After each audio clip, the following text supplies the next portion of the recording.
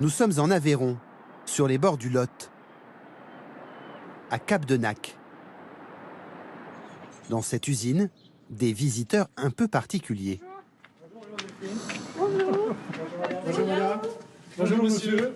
Soyez bienvenus à la Maison Serrault. Merci de nous accueillir. Voilà. Allez-y, je vous en prie. Ce sont des membres de la marque.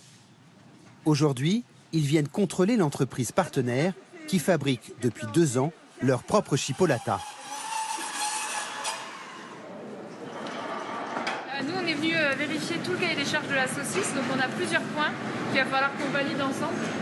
C'est un questionnaire qui a été voté il y a maintenant 2 ans. Il y a eu plus de 10 000 votants.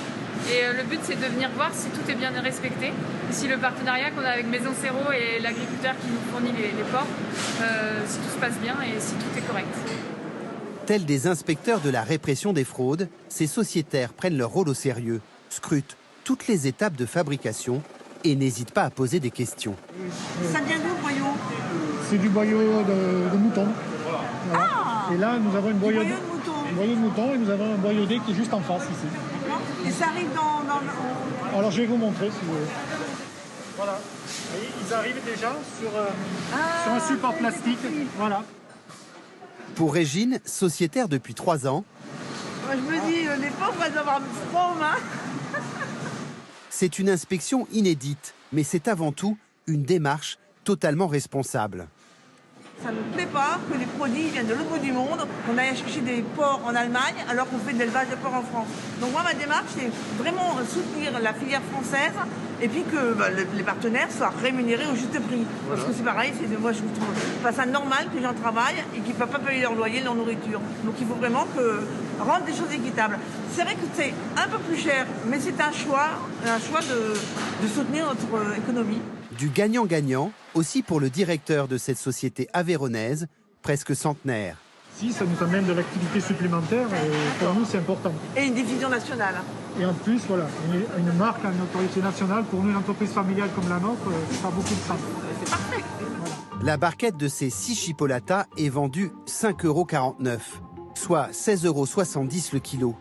Un prix fixe, juste, qui a été voté par les sociétaires eux-mêmes. Si l'entreprise remplit à la lettre le cahier des charges, l'inspection n'est pas pour autant terminée. Ils veulent s'assurer de l'origine du produit. Dans le département voisin du Lot, ils rendent visite à Thierry Lafragette, éleveur de porcs pour la marque. Ah mais voilà Thierry. Bonjour Thierry. Bonjour à tous. Depuis 1982, Thierry est à la tête d'un élevage porcin de 1200 têtes.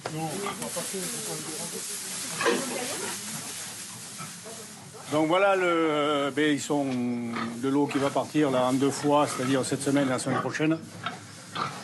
Ceux-là, ils sont prêts, quoi. Ils sont à peu près c'est autour de 115 kg de carcasse. Donc ils sont prêts pour faire la chipolata. C'est ça, c'est ça. Avis aux consommateurs. Avant de travailler avec la marque, Thierry vendait ses bêtes au cours du port aux alentours de 1,20 € le kilo.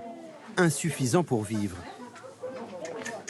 Là, ceux-là, on est sur une base de 2 €, avec plus-value ou moins-value, suivant la qualité du porc. Enfin, en général, on se situe entre 2,05 € et 2,10 €. Pour moi, oui, c'est très important. Une rémunération plus juste et une bouffée d'oxygène pour cet agriculteur.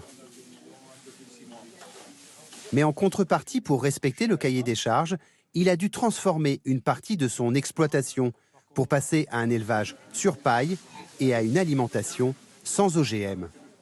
La rencontre avec C'est qui le patron fin 2018 m'a apporté 2 choses. Ça m'a surtout apporté une remotivation parce que fin 2018, on devait être à peu près à, je sais plus, 1,15 €, 1,17 € ou 1,20 € au marché. On a commencé à travailler sur la saucisse. Moralement, je devais être à peu près au 4e sous-sol.